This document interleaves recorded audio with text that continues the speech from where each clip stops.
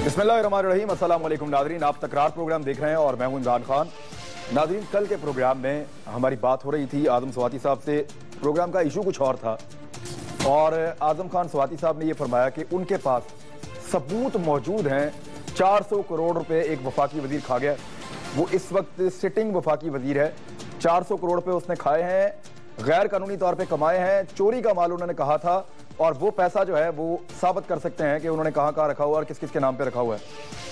हमने बड़ी कोशिश की कि आज़म खान स्वाति साहब उस वजीर का नाम बताएं, उन्होंने नाम नहीं बताया और प्रोग्राम खत्म होने के बाद मैंने ये तय किया था कि मैं इस्लामाबाद जाऊंगा। तारिक अजीम साहब ने दावत दी थी कि आप लोग आ जाएं, आज़म स्वाति साहब भी आ जाएं और फिर उसके बाद हम इस मामले को आगे बढ़ाते हैं। नैब के चेयरमैन से बात करते हैं, नैब के अमले से बात करते हैं और फिर उस वजीर को एक दिन के अंदर अंदर, ये तारिक अजीम साहब ने कल दावा किया था, आज हम सुनवाते रहे सारा दिन, कि एक दिन के अंदर अंदर उस वजीर को हटा दिया जाएगा। ये तारिक अजीम साहब ने कहा था। मेरे ख्याल में कल सुन लें कि हुआ क्या था। पहले आपको वो सुनवा देते हैं कल जो हुआ था, ताकि आपको जरा थोड़ा समझ आ जाए जिन लोगों ने कल नहीं देखा था। फिर आगे बढ़ते हैं। सुनवाइए राणा साहब। आज के अंदर 4 अरब रुपए के चोरी का माल जो है अगर मैं साबित न कर दूं। वफाकी वजीर की आप बात कर रहे हैं, मौजूदा वफाकी वजीर की आप बात कर रहे हैं। मैं ये रिक्वेस्ट है आजम स्वाति साहब से कि नाम भी लें और सबूत भी दे दें। कल आप प्रूफ कर दें ये चीज कि हमारा कोई मिनिस्टर, सिटिंग मिनिस्टर इल गार्डन मनी के साथ बैठा हुआ है। मैं आपको एश्योरेंस देता हूं कि वो बंदा कल शाम तक वजीर नहीं रहेगा। फैसला तो नाज़रीन, ये कल बातचीत हो रही थी। अब पता नहीं वो वफाकी वजीर कौन है। बहुत सारे वफाकी वजीर जो हैं वो मकबसे में होंगे, लोग चहमगोइयां कर रहे हैं, सोशल मीडिया पे जो है वो शोर मचा हुआ है। ताहिर अशरफी साहब मेरे साथ यहाँ बैठे हुए हैं लाहौर स्टूडियो में, वो हंस रहे हैं ये बात सुन के कि वफाकी वजीर जो है वो कौन सा है। ये एक से ज्यादा भी हो सकते हैं, लेकिन फिलहाल उन्होंने एक की बात की है कि एक वफाकी वजीर ने इतने पैसे खा लिए हैं। लेकिन आज़म स्वाति साहब उसके बाद से लेकर अब तक मेरे साथ राब्ते में तो हैं, लेकिन आज प्रोग्राम में नहीं आए, ना ही उन्होंने उस शख्स का अभी तक हमें नाम बताया है। वो कुछ श्योरिटीज चाह रहे हैं। कल प्रोग्राम के बाद उन्होंने बात की तारिक अजीम साहब से, इन दोनों की कुछ टेलीफोन पे बात हुई, कुछ चीजें तय हुई। वो क्या चीजें तय हुई, तारिक अजीम साहब हमारे साथ मौजूद हैं इस्लामाबाद में, वो तारिक अजीम साहब बताएंगे कि आज़म स्वाति साहब से इनकी क्या बात हुई थी, ताकि पता चले कि आज मामला आगे क्यों नहीं बढ़ा और आज आज़म स्वाति साहब हमारे साथ मौजूद क्यों नहीं है। आज़म स्वाति साहब के मुझे मैसेजेस आ रहे थे, वो यही कह रहे हैं कि वो नैब के चेयरमैन पहले उनसे वादा करें कि वो कार्रवाई करेंगे तो फिर वो बताएंगे कि क्या कुछ है। फिलहाल उन्होंने नाम नहीं लिया। हमने बड़ी उनकी मिन्नत की है, बड़ी समाजत की, उन्होंने नाम नहीं लिया। हमारे साथ एमक्यूएम की जानिब से कल मौजूद थे वसीम अख्तर साहब और आज हमारे साथ मौजूद हैं रेहान हाशमी साहब। ये कराची से हमें ज्वाइन किया है इन्होंने, बहुत शुक्रिया आपका। और साथ ही साथ फवाद चौधरी साहब पाकिस्तान पीपल्स पार्टी का मौक़िफ़ देंगे, वो भी हमारे साथ मौजूद हैं इस्लामाबाद स्टूडियो में। तो तारिक अजीम साहब, कल जब टेलीफोन खत्म हुआ, प्रोग्राम खत्म हुआ, तो उसके बाद आप दोनों की आपस में बात क्या हुई थी वो जरा बता दें। जी इमरान साहब, मैं बताता हूं पहले, लेकिन ये जो आपने कभी कैप्शन दिया अपने प्रोग्राम का कि तारिक अजीम वर्सेस आज़म स्वाति, मेरा ख्याल ये ठीक नहीं है। चूंकि कल जो बात हुई थी उसमें मैं एग्री कर रहा हूं आज़म स्वाति साहब से कि जो करप्शन है ये नहायत ही एक कैंसर है हमारी सोसाइटी के लिए और इसको ख़त्म करना होगा। इसमें तो स्वाति साहब एग्री करते हैं, तो इसमें मुकाबले की बात नहीं है। जी ठीक है, बात इसको हटा दें जी। तो बात कर रहे थे, इस कैप्शन को हटा दें जी, बिल्कुल हटा दिया हमने। नाम नहीं बता रहे थे उसका, तो हमने सबने ये कहा था कि आप नाम बताइए। उसके बाद मुझे बिल्कुल उन्होंने फोन किया, वो कह रहे कि मैं कल मुझे पेशावर जाना पड़ रहा है, मेरी मीटिंग है वहां पे सीएम साहब से गालबन। तो उसके बाद मैं जैसे वापस आता हूं तो शाम को 8 बजे हमारी मीटिंग होनी थी। आज मेरा ख्याल शायद वो उनकी वहां पे डिले हो गई है। उन्होंने मुझे मैसेज जरूर भेजा है, मैंने उस मैसेज को जवाब भी मैंने उनको दे दिया है कि जी बिल्कुल हम इंतजार करेंगे, आप लेके आएँ कागजात, मैं भी आपके साथ चलूंगा, इमरान साहिब यानी कि आप भी हमारे साथ चलेंगे और हम जाके पेपर जो है सबमिट कर देंगे। तो ये उसे बात हुई है, कल भी उन्होंने बात की थी। अगर वो आज आपको नाम बता दिया उन्होंने, टेलीफोन पे ले लीजिए, मैं भी आपके साथ जाने को तैयार हूं। और मैंने कल भी कहा था और आज भी मैं कहता चलूं आपको कि हमारे यहाँ पाकिस्तान मुस्लिम लीग नवाज में, और मैं समझता हूँ तकरीबन सारी जमातों में एक चीज है कि वो सब एग्री करते हैं कि ये करप्शन का खात्मा होना चाहिए। प्राइम मिनिस्टर साहब ने भी बात की है और प्राइम मिनिस्टर मैं एक और बात बताता चलूं कि जब हमने टिकट्स दिए थे इस दफा इलेक्शन के, तो मियां नवाज शरीफ साहब ने सबसे एक काम किया था और एक आइटम उनसे एजेंडा था उनका कि उस वक्त उन्होंने एक ओथ लिया था सारे कैंडिडेट से कि मैं ना खुद करप्शन करूंगा या ना करप्शन को मैं टॉलरेट करूंगा। ये एक सिर्फ खाली उनसे सबसे वादा लिया गया था। आज भी प्राइम मिनिस्टर नवाज शरीफ उस पर कायम है और जीरो टॉलरेंस है हमारे इसमें करप्शन में। और मैंने कल भी कहा था, फिर रिपीट करता हूं, अगर आज स्वाति साहब प्रूव कर देते हैं, और प्रूव मैंने नहीं करना, प्रूव उन्होंने करना है, इन्वेस्टिगेशन नैब ने करनी है, और ना तो हम इसी वक्त जाके देख के पेपर कह सकते हैं कि जी कोई बंदा गिल्टी है या गिल्टी नहीं है। इसकी इन्वेस्टिगेशन तो नैब वालों ने करनी है। लेकिन अगर एक दफा बंदा प्रूव हो गया कि वो बंदा करप्ट है, तो मैं आपको यकीन दिलाता हूं कि 2 मिनट नहीं लगेंगे उस बंदे को उसकी छुट्टी होते हुए। लेकिन मैं आजम स्वाति साहब से रिक्वेस्ट जरूर करता हूं कि बजाय इसके कि लोग गैस वर्क शुरू कर दें कि कौन बंदा है या कौन बंदा नहीं है, तो मैं उसे फिर दोबारा रिक्वेस्ट करता हूं, जैसे आपके प्रोग्राम में कल रिक्वेस्ट की गई थी कि प्लीज अब नाम ले दें बंदे का, या कम से कम ये बता दें वो किस पार्टी से बिलोंग करता है, ताकि कम से कम ये चीज क्लियर हो जाए कि वो अगर नून में है तो उसका नाम ले दें, ताकि मियां साहब, नवाज शरीफ साहब, प्राइम मिनिस्टर साहब को भी पता चल जाए कि इसके बारे में बात हो रही है। और हम चलते हैं, आपके साथ चलते हैं, आप कैमरा लेके साथ चलें, ताकि सारी दुनिया के सामने पता चल जाए कि कौन बंदा जो है जिसके खिलाफ ये बात हो रही है। बिल्कुल, इज्जत माब का नाम जो है वो तो आना चाहिए था। तारिक शफीक साहब, नाम ले रहे हैं ना जी, अगर आपको कोई चीज पता है कि बंदे ने करप्शन की है, एक तो आप सेटिस्फाई नहीं है, पहले आप कह रहे हैं कि इदारे जो है वो इस काबिल नहीं है, मुझे श्योरिटी दी जाए, तो नाम लेना बेहतर था या नाम ना लेना बेहतर है? आप क्या कहते हैं, इस्लाम क्या कहता है? मैं ये कहता हूँ कि जी अगर तो उनके पास शवाहिद हैं, ये जाती मसला नहीं है, जाती उयूब में इंसान को उयूब छुपाने चाहिए, ये कौमी मसला है। कौम का 4 अरब खाया ना उन्होंने, 400 करोड़ कौम का खाया, वो ये उन्होंने दावा किया, 400 करोड़ कौम का खाया है। और फिर स्वाति साहब जब ये एक टीवी चैनल पे बैठ के कह रहे हैं, तो फिर नाम तो ले दे ताकि बाकी बेचारे बच जाए। अब कोई जिसका जो मुखालिफ है वो सोच रहा होगा कि ये है जिसने खाया, वो तो मुमकिन है आराम से बैठा हो क्योंकि उसने खा लिया। बाकी सब पे ऊपर आपने सवालिया निशान लगा दिए कि पता नहीं कौन है, पता नहीं कौन है। तो मेरा ख्याल है ये इखलाकी जुर्रत भी होनी चाहिए कि हम, अच्छा जी नायब नहीं करती कुछ भी, अगर आपके पास शवाहिद हैं तो आज का मीडिया इतना ताकतवर है, आज की अदलिया इतनी मजबूर कर सकते हैं, बिल्कुल मजबूर कर सकते हैं। ये अदालत में जाएं, आप मीडिया के पास आए, वो कौम को वो डॉक्यूमेंट दिखाएं। जब आप ये चीजें ले आएंगे कौम के सामने, तो फिर मेरा ख्याल है कि कोई भी पार्टी हो, वो मुस्लिम लीग हो, वो पीपल्स पार्टी हो, वो तहरीके इंसाफ हो, वो कोई भी हो, वो पार्टी मजबूर हो जाएगी अपने उस फर्द के खिलाफ एक्शन लेने पर। लेकिन जब आप ये गू मगू एक मखमसे में डाल के चीज आप चले गए, आज उनकी जिम्मेदारी बनती थी, मैं समझता हूं स्वाति साहब, मैंने दावत दी वैसे कि उनको वो सीएम की मीटिंग मौखर करते। इसका मतलब है कि कौमी अहमियत का एक मामला है, कौम का 400 करोड़ रुपया खा लिया गया और उनके लिए कोई अहमियत की बात नहीं है। जब तारक अजीम साहब कह रहे हैं कि मैं आया बैठा हूं, आए मिलकर चलते हैं, और मैं ये समझता हूं कि आजम स्वाति साहब को कल वक्त देना चाहिए, ऐलान करना चाहिए, सारा मीडिया साथ ले।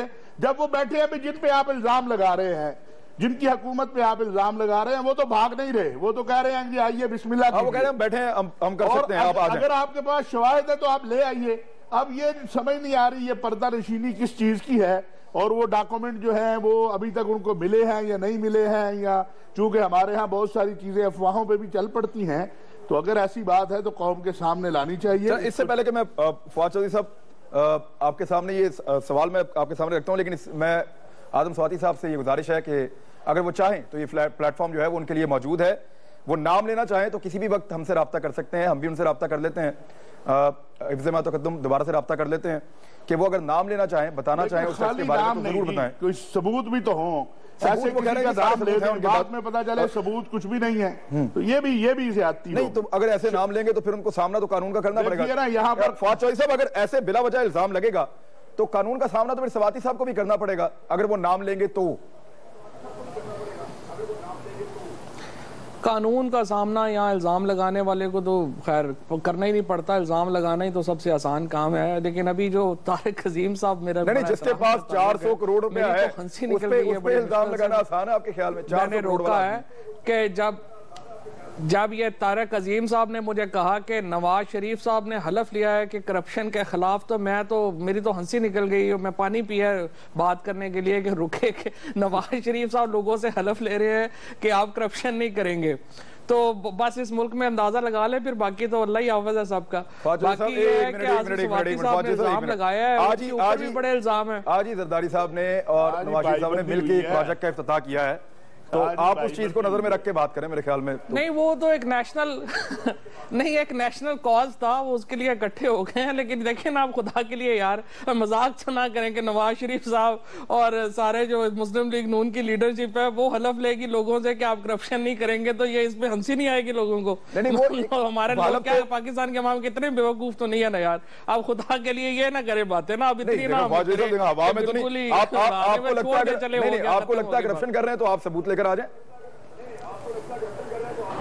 वो करप्शन भाई, मुस्लिम लीग नून की सारी लीडरशिप जो है वो बनी करप्शन 82 से लेके 93 तक। क्या 35 केसेस रेफरेंसेस पड़े हुए हैं, $5 बिलियन की असामी है, कैसे बन गई वो? क्या अच्छा चलें, एक मिनट खानदान के ऊपर करप्शन के रेंटल केस आपका, हज स्कैंडल जो है वो इस दौर का, एफिड्रिन केस जो है वो भी आपका, जो रेंटल वगैरह तो अभी के ना परवेज अशरफ साहब के ऊपर, अंसार अब्बासी साहब वगैरह साहब, आपने कहा 22 अरब रुपए की करप्शन की है। अब कोर्ट में गया तो 75 लाख रुपए का इल्जाम लगा, तो माफी मांगे ना इल्जाम लगाने वाले। हमारे मुल्क में कहां रवाज है इल्जाम लगाने पे माफी मांगने का?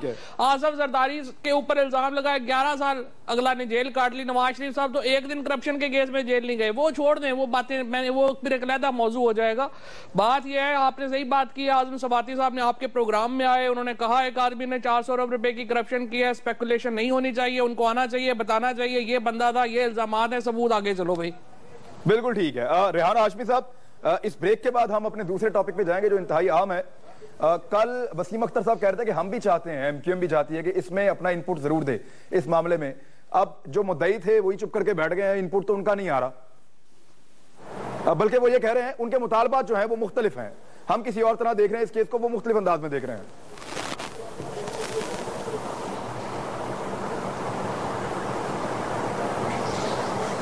रेहान हाशमी साहब को शायद मेरी आवाज नहीं आ रही, एक ब्रेक पे चलते हैं नादरीन, और जब ब्रेक के बाद हम वापस आएंगे तो एक बड़ा अहम मामला है, पूरा पाकिस्तान उसकी लपेट में है, उसके बारे में हमने बात करनी है एक ब्रेक के बाद। हमारे साथ ही रहिए।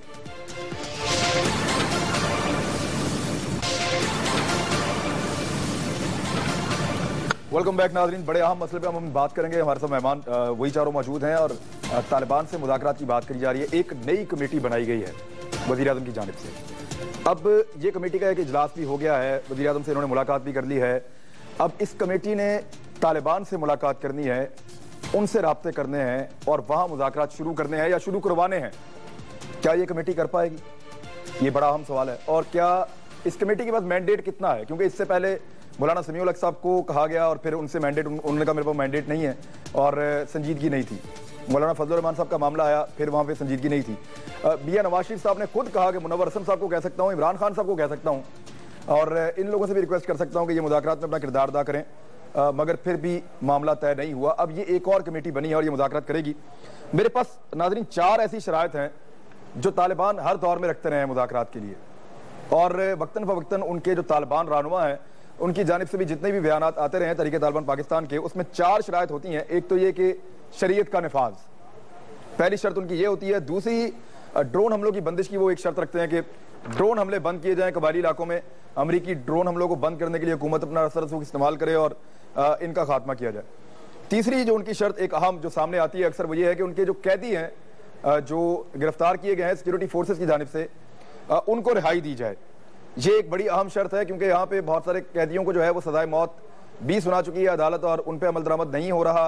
तालिबान की जानिब से ये कहा जाता है कि कैदियों की रिहाई दी जाए, ये एक शर्त है। और चौथी जो शर्त अक्सर सामने आती है वो ये है कि कबायली इलाकों से फौज को वापस बुलाया जाए। क्या तालिबान इन 4 शर्तों से पीछे हटेंगे या हुकूमत इन 4 शर्तों को मानने के लिए एक कदम आगे बढ़ाएगी? ये आज हमारा टॉपिक होगा कि ये 4 शर्तों का बनेगा क्या। ताहिर अशरफी साहब, कमोबेश यही 4 चीजें हैं या आपको लगता है कुछ और भी है इसमें? नहीं, देखिए बात यह है, मेरा ख्याल है कि पहला उनका मुतालबा तो शरीयत का निफाज है और ये तो पूरी कौम का मुतालबा है कि शरीयत इस मुल्क में, ये मुल्क लिया ही इसलिए गया। जो लोग कहते हैं कि कायद आज़म मोहम्मद अली जिन्ना, तो कायद आज़म मोहम्मद अली जिन्ना ने कहा कि हम मदीना मुनव्वरा की तर्ज की रियासत बनाना चाहते हैं।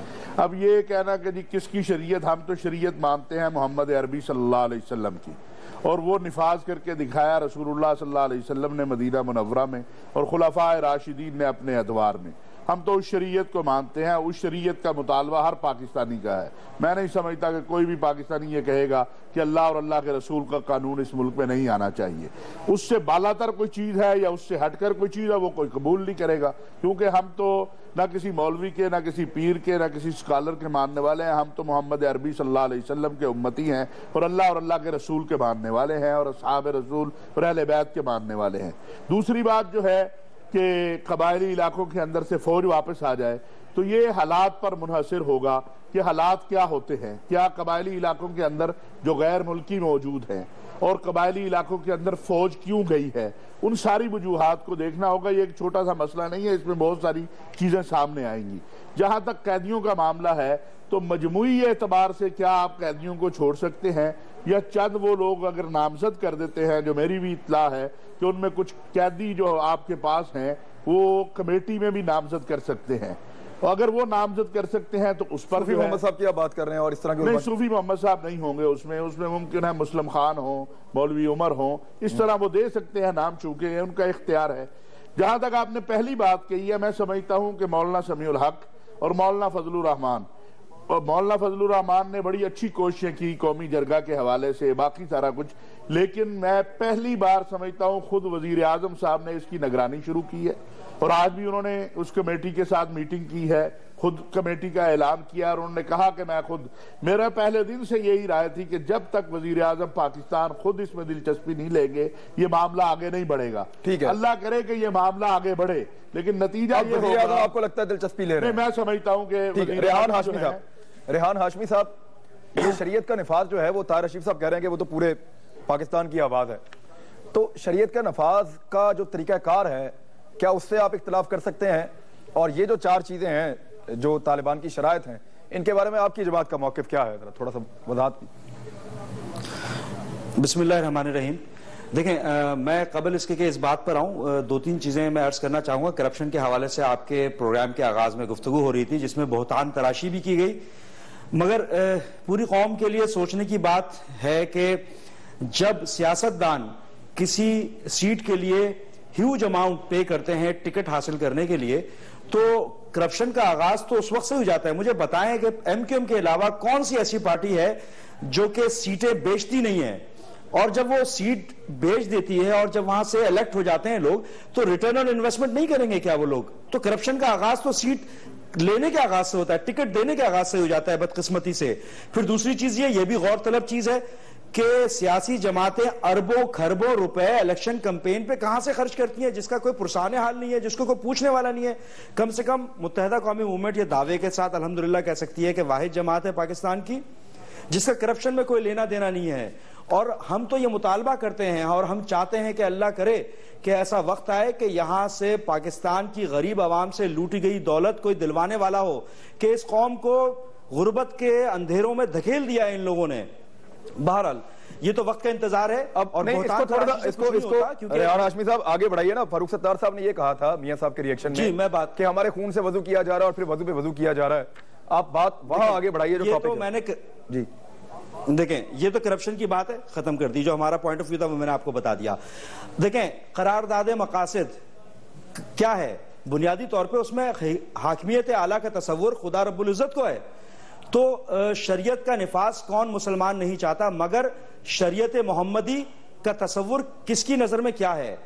दारुल हरब है या दारुल अमान है? इस्लाम का तस्वुर क्या पेश कर रहा है? कोई दारुल हरब बनाने वाले तो इस्लाम के तशख्खुस को मजरू कर रहे हैं, दरअसल रहमतुल आलमीन दारुल अमान का तस्वुर पेश करते हैं। मदीना की जो मिसाल देते हैं, तो मदीना में क्या था? रसूलुल्लाह सल्लल्लाहु अलैहि वसल्लम ने तो एक मिसाली हुकूमत का क़याम अमल में लेकर आए, जिसमें यहां तक के असूल जंग भी मुरत्तब किया कि औरतों पे जुल्म ना किया जाए, बूढ़ों और माजूरों को छोड़ दिया जाए। ये तो जंग के असूल, इस्लाम वो वाहिद दुनिया का मजहब है जिसने मुरत्तब किया। यहां पर करने वाले बज़ाहिर तो इस्लाम के तशख्खुस को भी मजरू कर रहे हैं, दूसरा इस्लाम की तालीमात पे भी अमल नहीं कर रहे सरासर, बल्कि बिल्कुल वो जो अपोजिट है वो कर रहे हैं। यहां पर कौन से खवातीन है जो महफूज हैं, कौन से लोग हैं ऐसे जो महफूज हैं, कौन सा मकतब फिक्र जो महफूज है? स्कूल तबाह, कॉलेज तबाह, जर्नलिस्ट तबाह, पुलिस एहलकार तबाह, ये सब तो हो रहा है ना। ये कौम को सोचने की बात है। अब जबकि मौका फराहम कर दिया गया था, पूरी कौम एक कंसेंसस डेवलप कर चुकी थी और इस बात पर जहनी तौर पर तैयार थी कि इन तमाम बातों के बावजूद के हमले हो रहे हैं, तमाम चीजें हो रही हैं, तो एक कौम का एक एजेंडे पे एक मतलब पूरी कौम आ चुकी थी। सबने कहा कि मुज़ाकरात ठीक है, मुज़ाकरात के लिए पहले बात हुई थी। बिल्कुल देखें, मुज़ाकरात तो एपीसी में था ना, एपीसी में तो तमाम सिग्नेचरीज थे, तमाम सियासी कुव्वतें सिग्नेचरीज थी, तमाम चाहते थे मुज़ाकरात हो। चले आप मुज़ाकरात के जरिए करना चाहते हैं तो मुज़ाकरात के जरिए हो, मगर ये ऑप्शन भी तो रखना चाहिए था आपके पास कि जो इसमें सेगमेंट भी इतने सारे हैं कि आप किस सेगमेंट से मुज़ाकरात करेंगे, वो कौन सा सेगमेंट है जो कि सही रिप्रेजेंटेशन करेगा। वो तो हमें अभी तक कोई भी नहीं बता सका कि कितने ग्रुप्स हैं, कौन कौन है, कौन मुज़ाकरात करना चाह रहा है, कौन नहीं करना चाह रहा। ये बातें तो हम पूछ के थक गए। तारिक अजीम साहब ज्यादा जानते होंगे, वो हुकूमती रुकन। तारिक अजीम साहब, दो बड़ी अहम चीजें मैंने आपसे पूछनी है। एक तो ये कि ये जो शराइत हैं तालिबान की, जो चारों मैंने पेश की हैं, इन शराइत पे हुकूमत कितनी लचक दिखा सकती है आपके ख्याल में? और नंबर दो, अब एक और भी स्पेकुलेशंस हो रही हैं, अब पता नहीं बात ठीक है या गलत है, लेकिन यहाँ पे अक्सर बातें ठीक निकल आती हैं। बात ये हो रही है कि शायद टाइम गेन कर रहे हैं मियाँ साहब भी एक ऑपरेशन की तैयारी के लिए, और ये मुज़ाकराती कमेटी सिर्फ टाइम हासिल करने का जरिया है।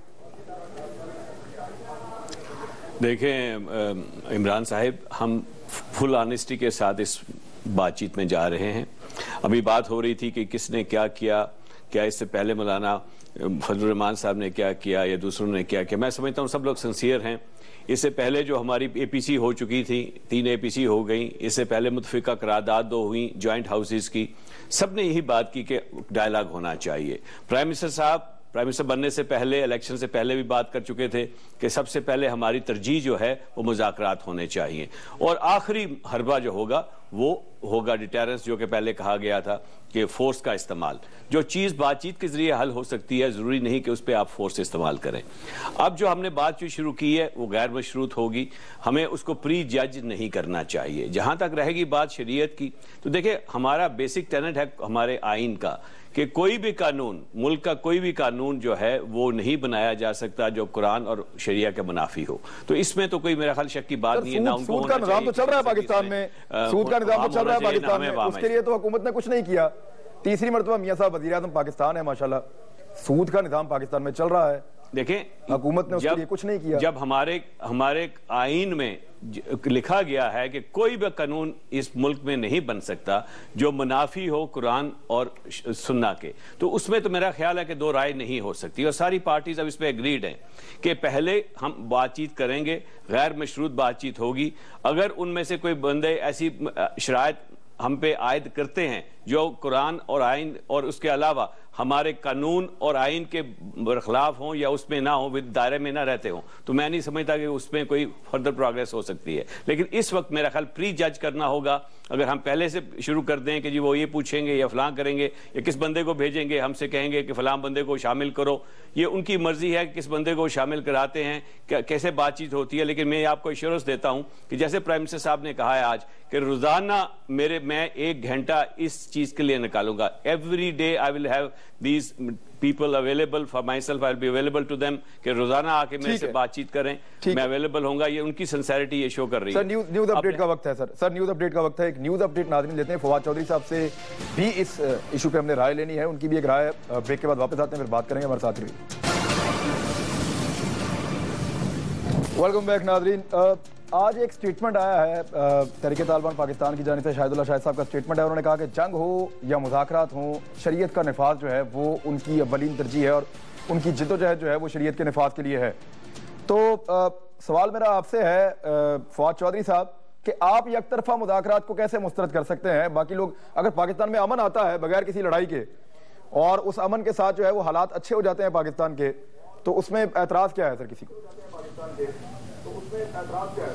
पहली बात तो यह है इमरान के बिल्कुल आपकी बात सही है, अगर अमन आता तो कोई ऐसी बात नहीं होती। लेकिन सवाल यह है कि ये 7 मुज़ाकरात हमारे हो चुके हैं। ऑल पार्टीज कॉन्फ्रेंस के बाद जब पूरी कौम ने मुज़ाकरात की दावत दी, अब तक 42 हमले हुए हैं और उनमें 2000 लोग शहीद हो गए हैं। सवाल यह है कि मुज़ाकरात आप ऑफर करते हैं, उसके बाद हमारे जनरल सनाउल्लाह नियाज़ी को शहीद किया जाता है, उसके बाद बन्नू में वाक़यात होते हैं और सारे आपके सामने हैं। दूसरी जो बुनियादी बात है, अभी जो आपने 4 शराइत गिनवाई हैं, ये बिल्कुल मुस्तरद कर हो सकती है, रियासत मान नहीं सकती। एक तरफ देखें, ये मुमकिन परवेज मुशर्रफ साहब पे केस चला रहे हैं कि उन्होंने आइन को वायलेट किया, दूसरी तरफ आप उनसे मुज़ाकरात करना चाहते हैं जो आइन को सिरे से मानते ही नहीं है। आइन का आर्टिकल 5 हमारा ये कहता है कि लॉयल्टी टू द स्टेट बुनियादी शर्त होगी किसी भी सिटीजन के लिए। अब अगर कोई बंदा जो पाकिस्तान का शहरी है वो सिर्फ असलहे के जोर के ऊपर पाकिस्तान के आइन को मानने से इनकार कर दे, तो क्या आपका कहने का मकसद ये है कि रियासत को इतना गिर जाना चाहिए कि वो उनसे इसलिए मुज़ाकरात पे मजबूर हो जाए कि उनके पास जो है वो सुसाइड बॉम्बर्स हैं? बिल्कुल रियासत को शिकस्त नहीं माननी चाहिए। और दूसरी बात इंपॉर्टेंट यह है कि जो शरीयत, जिस तरह अभी भी आपने बात करके सुनाई, हम ये कहते हैं शरीयत का नफाज पाकिस्तान में पहले ही है, एक तो 1973 के आइन में, दूसरा शरीयत की तशरीह करने का इख्तियार सिर्फ पार्लियामेंट को है। ये कोई इदारा या कोई ग्रुप उठ के नहीं कह सकता कि औरतें स्कूल ना जाएं क्योंकि हमारी शरीयत में वो मना है। पार्लियामेंट में ऐसे लोग हैं जो शरीयत का, सूद की अभी आपने बात की, ऐसे लोग हैं जो शरीयत का वो अभी आपने सूद की बात की है, नहीं बिल्कुल ये कोई उलमा का, देखे ना, इज्तमाई सोच जो होती है ना मुआशरे की, वो तायुन करती है कि शरा क्या, इंटरप्रिटेशन क्या है। चार मौलवी बैठ के नहीं फैसला। आपके ख्याल है तालिबान के पास ज्यादा बड़े उलमा है? ये उलमा है सारे जो यहाँ पे धमाके कर रहे हैं औरतों, इनकी बातें हम मान के अपना शरीयत नाफिज कर दें? उलमा क्या है? जो पार्लियामेंट में लोग हैं, पार्लियामेंट जो मुआशरे की जो मजमूई सोच है उसकी अकास होती है और उसी को हक हासिल है एक फाइनल फैसला करने का, और यही जमहूरियत है। इसके अलावा मुझे ये बताएं कि अब जो कमेटी बनी है, अब जो कमेटी बनी है, उसको हक दिया जा सके किसी भी इंटरप्रिटेशन। एक कोशिश तो मियां साहब और कर रहे हैं ना, मियां साहब एक कोशिश और कर रहे हैं कि मुज़ाकरात हो जाएं, एक नई कमेटी बनाई है। इस कमेटी के ऊपर भी मेरे एतराजात है। देखिए, इस कमेटी में बुनियादी मसला है। बुनियादी मसला यह है कि पाकिस्तान में जो लोग, जिस मसलक के लोगों को शहीद किया जा रहा है, बरेलवी और शिया पाकिस्तान की 80% आबादी है, उनके मसलकों का एक बंदा इस कमेटी में नहीं है। चारों लोग एक ही मसलक के इसमें डाल दिए। दूसरी बात यह है कि फवाद चौधरी साहब, मेरा ख्याल है देवबंदी पाकिस्तान में रहते ही नहीं है। खुदा के लिए कुछ तो ख्याल करें। आप कौमी मीडिया पे बैठे हैं, बात कर रहे हैं, आपकी वजारत दाखिला का फिक्र है कि 42% देवबंदी है इस मुल्क के अंदर। आप कहते हैं बरेलवी और शिया 80% है, बाकी इसका मतलब है क्रिश्चियन, देवबंदी, अहले हदीस सारे ही खत्म हो गए। बात सुने, देवबंदी भी होंगे, मैं देवबंदी भी, ये तालिबान तो देवबंदी भी नहीं है। ये तो हम सारे मुसलमान हैं, इस बहस में ना आपने जो कमेटी बनाई है वो बुनियादी तौर के ऊपर बेसिकली तालिबान से मुज़ाकरात करने जा रहे हैं। भाई ये कोई कमेटी हुई? आप मुझे जो प्रॉब्लम इस कमेटी से ये है कि जब ये बात करेंगे तो दोबारा पाकिस्तान जो है वो कौन देगा तालिबानाइजेशन को, जो नहीं होना चाहिए। कौन है तालिबान? आपके साथ तारिक साहब बैठे हैं, बताएं आप कौन? उनका इस्लाम से क्या ताल्लुक है? देवबंदी तो ताहिर अशरफी जैसे लोग देवबंदी है ना, जो पढ़े लिखे तो सही बात कर रहे होते हैं। ये लोग तो देवबंदी हुए, उनका क्या ताल्लुक देवबंदियों से भी? इसमें रुस्तम शाह मेमन साहब हैं, खैबर पख्तूनख्वा हुकूमत ने नाम दिया।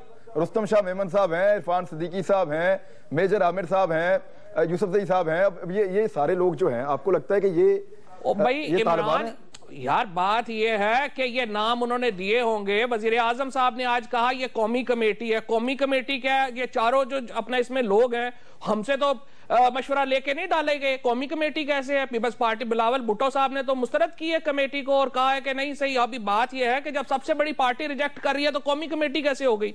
दूसरी बात आपको मैं इंपॉर्टेंट ये मैं अर्ज करना चाह रहा था, ताहिर अशरफी साहब ने जो ऑब्वियसली मैं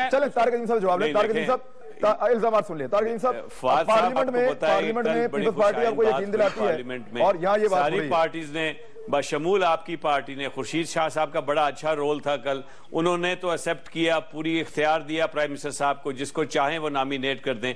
और बाय एंड लार्ज इस कमेटी की अराकीन की मेंबरशिप को किसी ने चैलेंज नहीं किया। मैं आपसे सुन रहा हूं कि आपकी जो है पार्टी, उसने उसको जो है बिलावल भुट्टो जरदारी साहब का कोई नहीं है, ये लोग ट्वीट पड़ा, ऐसी कोई बात नहीं है। By and large including Taliban सब ने एक्सेप्ट किया है इसको। तो मेरा ख्याल इसको इशू ना बनाया जाए। इनको आगे काम करने का मौका दिया जाए और देखें कैसे काम करते हैं। मुझे उम्मीद है कि अपने काम पे सारे इरफान सदीकी साहब का किसको नहीं पता भाई तालिबान के बारे में उनके क्या ख्यालात है, तो छोड़ दे इरफान सदीकी साहब वगैरह को। हम बात ये है कि कौमी कमेटी नहीं है, पहली बात तो ये। दूसरी बात ये है बात कर रहे हैं ना, कोई वो कमेटी बिल्कुल हमें तस्लीम नहीं है जो पाकिस्तान के आइन को रिगार्ड में रखे बगैर जो है वो मुज़ाकरात करेगी। कोई मुज़ाकरात नहीं हो सकते पाकिस्तान के आइन के बाहर, ये तय होना चाहिए बात। मेरे ख्याल में अब देखिए वो तो आईन और कानून के मुताबिक जो भी फैसले होंगे और जो भी शराइत रखी जाएंगी उनको आईन और कानून के मुताबिक हल किया जाएगा। अच्छा, रेहान हाशमी साहब, दो राय हो नहीं सकती। अच्छा, रेहान हाशमी साहब, पूरी पार्लियामेंट का ये मौक़िफ़ है कि अमन को एक मौका मिलना चाहिए, तो आपका नहीं ख्याल कि अमन को वाकई ये मौका एक मिलने जा रहा है और ये एक ऐसी सिंसियर कोशिश है कि जिससे अमन आ सकता है, या आपके भी सेम तहफ़्फ़ुज़ात हैं? देखें पूरी कौम चाहती है कि मुल्क में अमन व अमान हो, खुशहाली हो और ये जो दहशतगर्दी की कार्रवाइयाँ हैं ये ख़त्म हो और हमारा मुल्क दहशतगर्दी के लिए भी इस्तेमाल ना हो। और यकीनन दूसरी कौमों को भी तहफ़्फ़ुज़ात हैं इस हवाले से। अब जब बात हो रही है कमेटी के क़याम के हवाले से, तो हमें तवक्का नहीं थी कि इतने अरसे गुजर जाने के बाद कमेटी का क़याम अमल में आएगा और उसके बाद फिर एक नए सिरे से गुफ्तगू का, मुज़ाकरात का आगाज़ होगा, जबकि वक्त तकाजा किसी और चीज़ का कर रहा था। आप इस बात से अंदाज़ा लगाएं कि आज भी हमारी कौम बैठी हुई है कि इतने % देवबंद हैं और इतने % बरेलवी हैं और इतने इसमें नहीं पढ़ना। जहां पर देखिए जिस कौम का ये हाल हो, बैतुल्लाह में जाके सब एक ही अल्लाह के घर को सजदा करते हैं और होना तो ये चाहिए था कि लकुम दीनुकुम वलियद्दीन, मगर जो दीन को मानते तो हैं और अपना ही इम्पोज करना चाहते हैं और दूसरे किसी फिरके का, मसलक का एहतराम नहीं करते और उनको जीने का हक देने से ही गुरेज करते हैं, तो ये तो गवर्नमेंट का काम है, हुकूमत वक्त का काम है क्या ऐसे तबके से, और जबकि तबका भी डिफाइन ना हो, 65 तबकों में से कौन से ऐसे तबके हैं जो कि दूसरों का एहतराम करने वाले हैं और एक्सेप्ट करेंगे आपकी तजावीज को, और 65 में से कितने ऐसे तबके हैं, कितने ऐसे ग्रोह हैं जो कि आपसे लड़ने पे आमादा होंगे, ये भी अभी तक वाज़ेह नहीं है।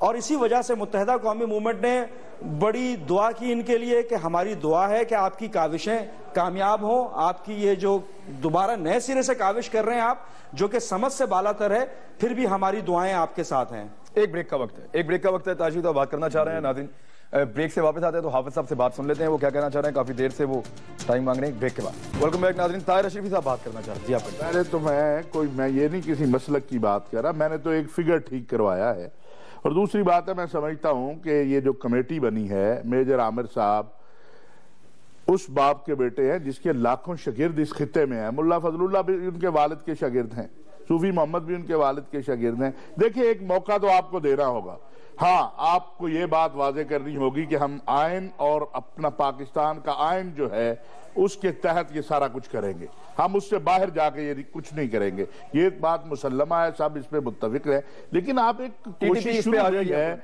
इस कोशिश को आगे तो चलने दें। टीटीपी इस पे आ जाएंगे, देखिए वो आए ना आए, आप देखिए आप कौम के पास तो जा सकते हैं ना, अब अपनी कौम को बता सकते हैं, आज तक तो सारा कुछ अंधेरे के अंदर था, तो ये अब रोशनी में होने जा रहा है। हाँ मैं समझता हूं कि कैसे, आपको क्या पता किससे क्या बात हुई? देखिए बात ये है, अभी तो बात शुरू ही नहीं हुई, लेकिन कम से कम ये तो पता चल गया बात करने वाले कौन है, और उधर से भी पता चलेगा कि कौन बात करने आ रहे हैं। पहले देखिए मौलाना फजलुर रहमान खलील कहते हैं मेरे मुज़ाकरात कामयाब हुए, मौलाना फजलुर रहमान कहते हैं मेरा जरगा कामयाब हुआ, मौलाना समीउल हक कहते हैं मेरी बातचीत कामयाब हो रही थी, सबूतात हो गई। अब ये बात नहीं हो सकेगी, अब तो हर चीज सामने है, अब तो स्पोक्स पर्सन भी बन गए। इरफान सदीकी साहब बताया करेंगे रोज कौम को कि कहां तक पेशरफ्त हुई है। अगर तो इसको भी आपने दीवार के पीछे ले जाना है तो फिर कोई नतीजा नहीं निकलेगा।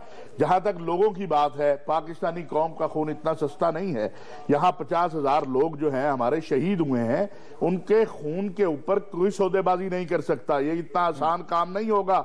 जो पाकिस्तान के आइन और कानून को मानेगा उसी से आपने बात करनी है ना, जो आपके आइन और कानून, और ये आइन और कानून मैंने नहीं बनाया, ये इस मुल्क के अंदर जो है उन उलमा ने बनाया है, सबने मिलकर बनाया, सुल्तानों ने बनाया, जो पूरी कौम सबने मिलकर बनाया। तो अमेंडमेंट भी इसी तरह होती है। तारिक अजीम साहब, सवाल फिर आपकी तरफ आ जाता है कि तालिबान का ये मौकिफ है जो बार बार उनका आता है कि मुज़ाकरात हुकूमत करती है लेकिन संजीदा नहीं होती है और फिर धोखा दिया जाता है हर मुज़ाकरात के बाद। एक तो ये बताइए, और दूसरा इस जो कमेटी बनाई है इसका मैंडेट है क्या, ये क्या कर सकती है, मैक्सिमम कहां तक जा सकती है और कहां जाकर इसके पर चलेंगे?